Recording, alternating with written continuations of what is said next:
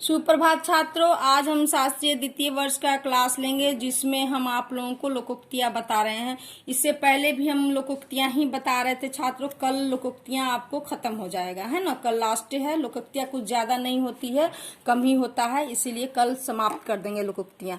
ठीक है, तो पहला है छात्रों, देखिए, घर का भेदी लंका डाहे। ये आप लोग को पता है, बहुत ही प्रसिद्ध लोकोक्तियां हैं। यानी कि आपसी फूट सबसे बड़ी कमजोरी होती है। यानी कि अगर घर में किसी बात को लेकर आपसी फूट होती है, झगड़े होते हैं, तो उसमें उसका फायदा कौन उठाता है? बाहरी व्यक्ति उठाता है। जैसे घर का भेदी लंका डाह क्यों कहा गया? क्योंकि रावण का जो भाई विभीषण था, उसने क्या किया था कि उसके जो मेन बात था कि उसके नाभि में मृत्यु का कारण है, वो आकर रामचंद्र जी से मिल जाते हैं और मिलने के बाद लंका के जो नुकसान होता है, किसके कारण? विभीषण के कारण, जो भी बात हो, लेकिन आखिर उसी के वजह से ना, इसीलिए कहा गया घर का भेदी लंका डाहे। अगर घर में किसी बात पे फूट होती है, झगड़े होते हैं, तो व्यक्ति दूसरी जगह जाकर घर की बातें को कहता है और उसका फायदा क्या करते हैं? बाहरी वाले उठाते हैं, है ना। इसलिए कहा जाता है कि घर का अगर घर बर्बाद होता है तो घर का ही आदमी होता है इस घर की बर्बादी का। दूसरा है घर की मुर्गी दाल बराबर, है ना।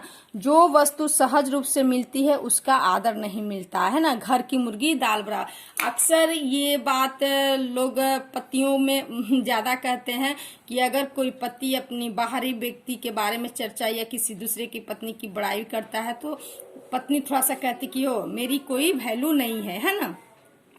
तो कि मैं घर की मुर्गी दाल बराबर, यानी कि घर के कोई भी वस्तु जो हमेशा मिलते रहता है उसकी कोई ये मतलब उसका आदर लोग नहीं करते हैं, है ना। जिसकी लाठी उसकी भैंस, इन ताकतवर की जीत। यानी जो बहुत बलशाली होता है, ताकतवर होता है, उसका क्या होता है? कहीं भी जीत हो जाती है।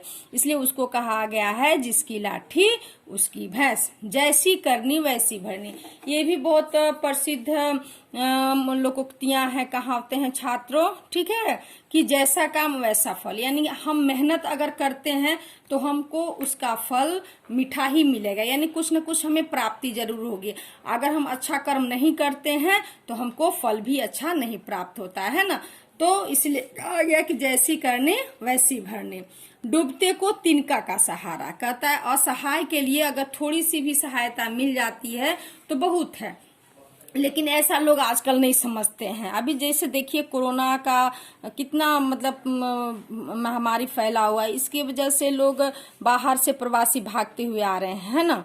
वहां पर कोई सहायता उनको एक तरह से नहीं मिल रही है, कोई भूखे मर रहा है, कोई किसी। लेकिन अगर वही अपने राज्य में आते हैं तो उनको बहुत सारा सहारा मिल जाता है ना।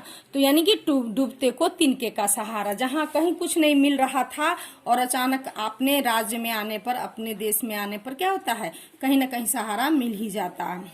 उसी तरह दूध का जला मट्ठा भी फूक फूक कर पीता है। हाँ, ये भी कहावत तो बहुत महत्वपूर्ण है छात्रों की। तो कहता है कि दूध का जला, अगर किसी व्यक्ति से किसी बात पर मनमुटाव हो जाता है तो क्या होता है?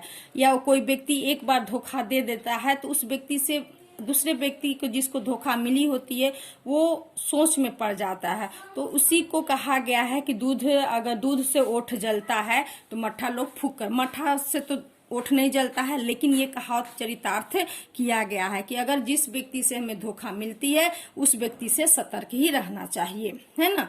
देसी मुर्गी बिलायती बोल, यानी कि देसी मुर्गी बिलायती बोल, बेमेल, जिसका कोई मेल नहीं होता है ना। अगर मान लीजिए देसी मुर्गी, अपने देश के लोग अगर बिलायती बोल बोलने लगेंगे तो क्या होगा? उसको जहां पर मेल नहीं होता है उसी को कहता है देसी मुर्गी बिलायती बोल। दूर के ढोल सुहावन लगे, यानी कि दूर की वस्तु के प्रति अधिक आकर्षण होता है। एक तरह से कहा जाए तो हमको लगता है घर की मुर्गी दाल बराबर वाला स्थिति इसमें भी है कि दूर के वस्तु जो है उसके प्रति अधिक आकर्षण होता है और घर के वस्तुओं को लोग तुच्छ समझने लगते हैं ना। तो दूर के ढोल भी बहुत सुहावन लगते हैं। जो साथ में रहते हैं वो व्यक्ति पसंद नहीं है, लेकिन बाहरी जो रहते हैं वो खराब भी होंगे तो बहुत अच्छे लगते हैं, है ना। इसी तरह नेकी और पूछ पूछ, अगर आप भलाई करने जा रहे हैं तो इसमें किसी की क्या अनुमति की आवश्यकता नहीं होती है। मान लीजिए अभी महामारी फैला हुआ है, इसमें हम कहते हैं कि हमको क्या करना, मदद करना है, तो इसमें पूछने की आवश्यकता नहीं है। अगर हमारी इच्छा है कि मदद करें तो हम जाकर उसमें मदद कर सकते हैं। 5 उंगलियां घी में, यानी चारों तरफ से लाभ होना, है ना। अगर हमें नौकरी मिल जाती है तो क्या होता है, चारों तरफ से हमें लाभ ही लाभ होता है छात्रों। ठीक है, ठीक है छात्रों, आज तक यही। अगले क्लास में हम कल लोकोक्तियां कोशिश करेंगे खत्म कर दें। ठीक है, धन्यवाद।